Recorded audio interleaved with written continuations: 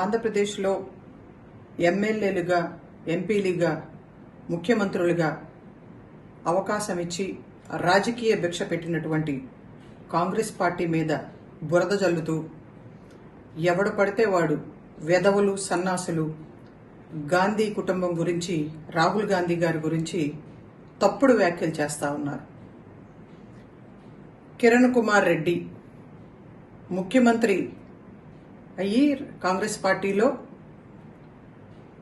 బీజేపీకి భయపడి ఈ రోజున మోడీకి తొత్తులా మారి అక్కడ ఎలాగో ఇతనికి గౌరవమే లేదు, ఎవడు పట్టించుకునేవాడే లేడు. ఏదో లబ్ధి పొందుదామని చెప్పి మోడీ మెప్పు కోసం ఈ రోజున రాహుల్ గాంధీ గారి గురించి మాట్లాడతాడు.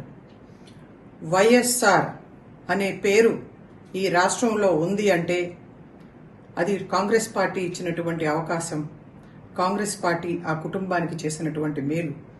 ఆ వైఎస్ఆర్ అనే పేరు వాడుకుని ఈ రోజున జగన్మోహన్ రెడ్డి ప్రజల్లోకి వచ్చి సానుభూతి పొంది ముఖ్యమంత్రి అయ్యి రాహుల్ గాంధీ అనేవాడు మాట్లాడుతూ ఉన్నాడు అని చెప్పి నిన్న ప్రెస్ మీట్లో అమర్యాదగా మాట్లాడుతూ ఉన్నాడు. నిజంగా జగన్మోహన్ రెడ్డి 2024 ఎన్నికల్లో అవకతవకలు జరిగి నువ్వు ఓడిపోవటానికి కారణం ఆ ఓటు చోరీ అనే విధానమే అయి ఉంటే నువ్వు ప్రశ్నించవలసింది ఎవరిని? కేంద్రంలో ఉన్నటువంటి భారతీయ జనతా పార్టీ, మోడీ, అమిత్ షాను. వాళ్లే కదా చంద్రబాబు నాయుడిని అడ్డం పెట్టుకుని ఈ రోజున నిన్ను ఓడించారో లేకపోతే నీ పార్టీ అధికారంలోకి రాకుండా చేశారు.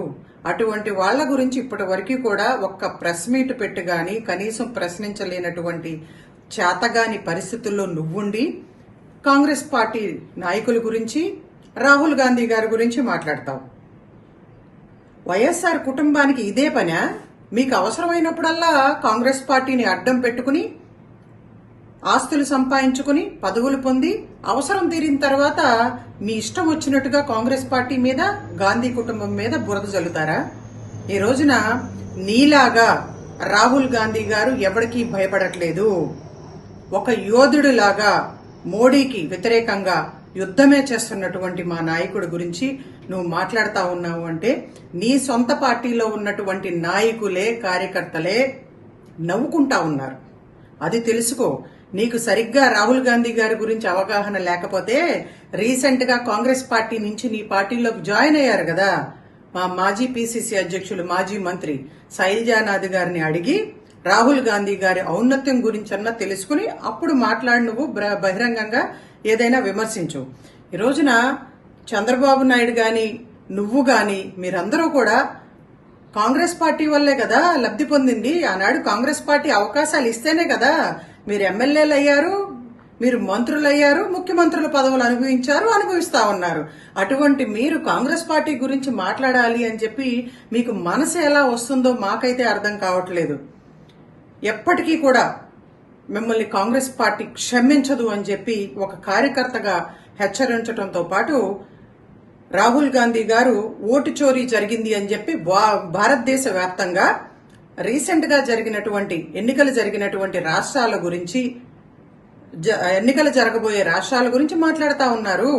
నీకు అన్యాయం జరిగితే నువ్వు బయటకు వచ్చి మాట్లాడు. ఏమో త్వరలో ఆంధ్రప్రదేశ్ గురించి కూడా మాట్లాడతారేమో.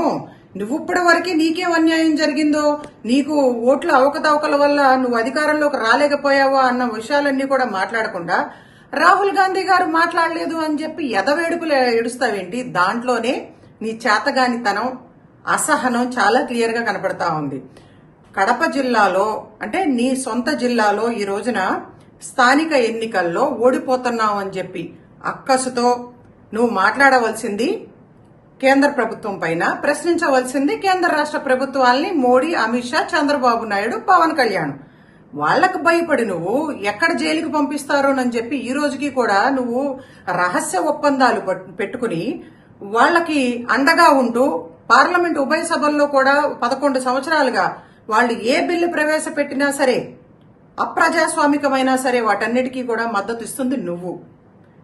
ఇవన్నీ కూడా దృష్టిలో పెట్టుకుని ఇక నుంచి ఎప్పుడూ కూడా రాహుల్ గాంధీ గారి గురించి గాని, మా ఏఐసిసి నాయకుల గురించి గాని ఒక్క మాట వ్యతిరేకంగా మాట్లాడినా సరే ఊరుకునేదే లేదు అని చెప్పి హెచ్చరిస్తూ ఎస్, భారతదేశంలో ఓటు చోరీ జరిగింది. దానికోసమే ఈ రోజున మా నాయకుడు రాహుల్ గాంధీ గారు పోరాటం చేస్తా ఉన్నారు. ఒక పవర్ఫుల్ ప్రజెంటేషన్ కూడా మీడియా సాక్షిగా దేశ ప్రజలందరికీ కూడా తెలియజేయడం జరిగింది. దేశవ్యాప్తంగా ప్రజలందరూ కూడా మద్దతిస్తా ఉన్నారు. కాబట్టే కాంగ్రెస్ పార్టీ గురించి అందరూ మాట్లాడుకుంటా ఉన్నారు. పెహల్గాం దాడి తర్వాత ఇందిరమ్మను తలుచుకుంటా ఉన్నారు. మన్మోహన్ సింగ్ గారి ఆర్థిక వ్యవస్థను ఏ విధంగా మెరుగుపరిచారో దాని గురించి మాట్లాడుకుంటా ఉన్నారు.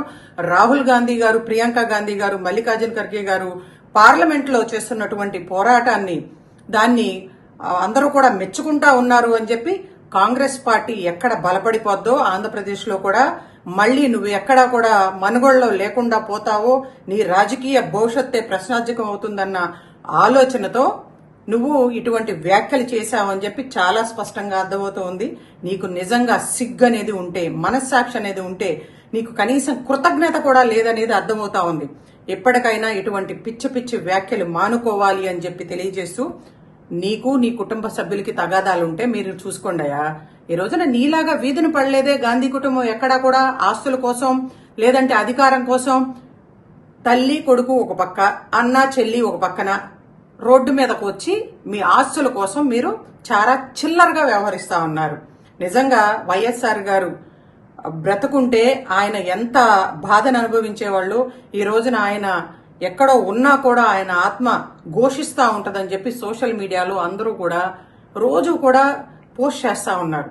వీటన్నిటినీ కూడా తెలుసుకుని విజ్ఞతతో ఆలోచన చేసి ఇప్పటికైనా మంచి నిర్ణయం తీసుకుని, నీకు నిజంగా అన్యాయం జరుగుంటే, ఓట్ల అవకతవకల వల్ల, ఓట్ల చోరీ వల్ల నువ్వు అధికారంలోకి రాలేకపోయావో, కనీసం ప్రతిపక్ష హోదా కూడా రాలేకపోయింది అని చెప్పి నీకు బాధ ఉంటే బయటకు వచ్చి రాహుల్ గాంధీ గారికి మద్దతు ఇచ్చి ఈ విషయంలో నువ్వు పోరాటం చేయాలి భారతీయ జనతా పార్టీ పైన, మోడీ అమిత్ షాల పైన అని చెప్పి నీకు సలహా ఇస్తా ఉన్నాం.